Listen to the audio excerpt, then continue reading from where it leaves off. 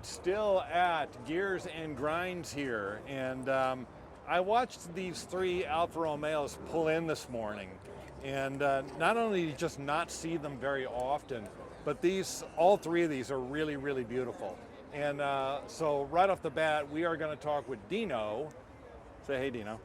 Hello. About your car. So tell us about your car. What is this?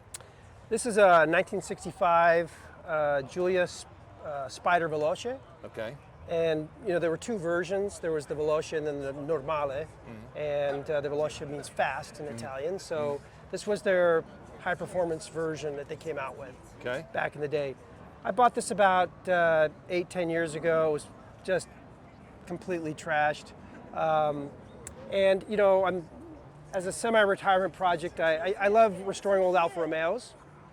So you're an Alfa Romeo guy. That's yeah. it. I mean, I have like 10 of them, so 10 or 12. I haven't counted.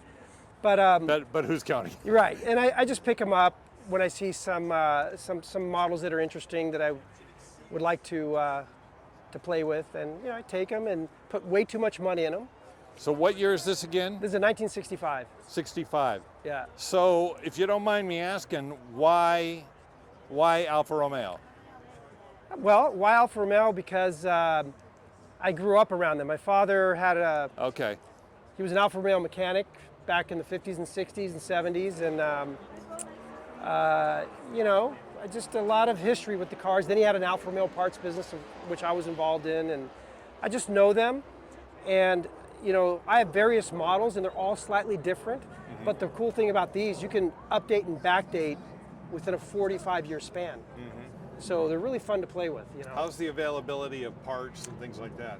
The availability is good, but the problem is there's a lot of, right now, because these cars are basically 60 years old, 50 years old, and there's a lot of reproduction going on. Right. And as you can imagine, and there's different people bringing in parts, the same parts, but from different suppliers. Yeah. Typically out of Asia. Yeah. And some are better than others. So that's kind of the fun, is navigating the whole parts equation. I know. I've got a '72 De Tomaso Pantera. Oh, okay. And same thing with that. Yeah. It's like, yeah, I can get parts, but from where?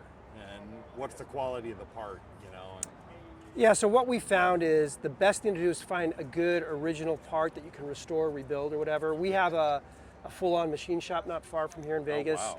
And so if we have to, we'll rebuild it, remake it even.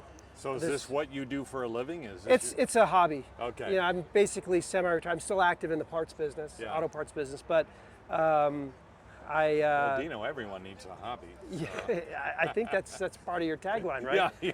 So exactly. this exactly embodies that. This is quite the hobby, though, too. Yeah.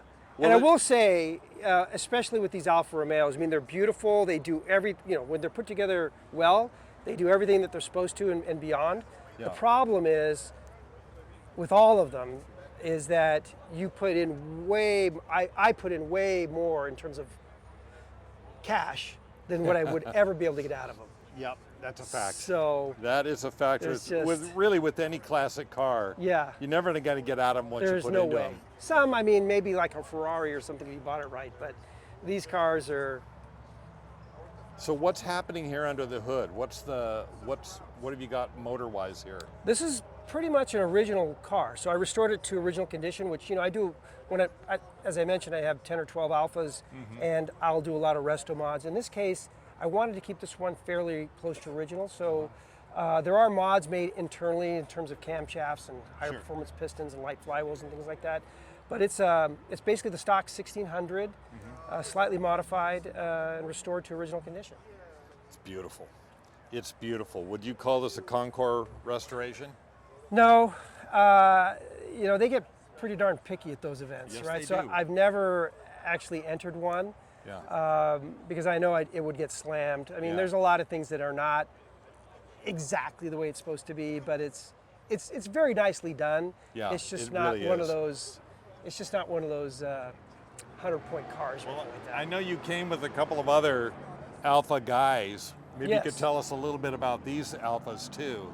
Well, this is my favorite Alfa. This is a 1973 GTA Junior, And the GTAs, you'll see one next to it that looks almost the same. Yeah. That's a GTV, which they made, let's say 100,000 of those. But of the GTAs, they only made 500. Oh, really? And it was homologated for racing back in the day. So you would order a GTA from the factory, take it to Auto Delta, have it modified for racing.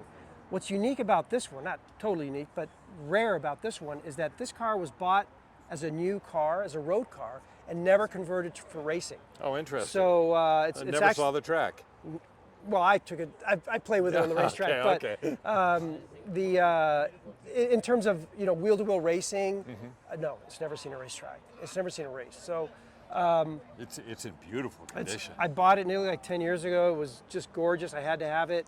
It's a 1300 originally, so I pulled the motor out, the original motor out, and restored it, and kept it off to the side. But what I put in here is a replica of the GTA M motor, so it's a 2000 cc motor, a replica of what they were racing 50 years ago. Oh, very cool. So it's the 1300 really, it winds out, but doesn't really have much torque, so it can't really get out of its own way. Yeah. So this thing with this 2 liter, which has about 200 horsepower, really goes.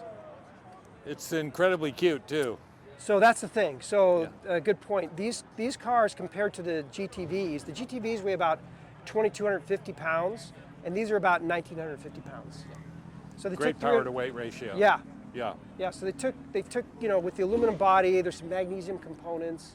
They took quite a bit of weight out, and the lengths they went to save weight is incredible. Like if they had to do these things nowadays, it'd just be astronomical. Yeah. So.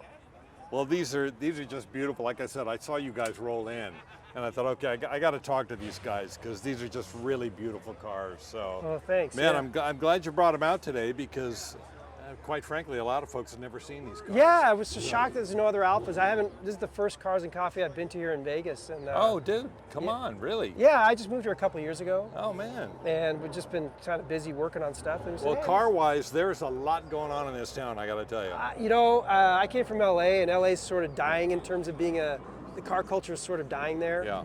And a lot of things are dying there. Well, a lot of things are dying. That's why I got the hell out. Yeah. But so moved here, and I noticed that's the first thing I noticed. Yeah. Car culture is definitely alive and well here in Vegas. Yeah. Well, welcome, man. Hey, thanks, man. Glad to have you there, and I'm glad you brought these cars out because, brother, these things are really, really beautiful. I'm glad you like them. So appreciate it. Thanks for talking to us about your car. Hey, thanks for the opportunity.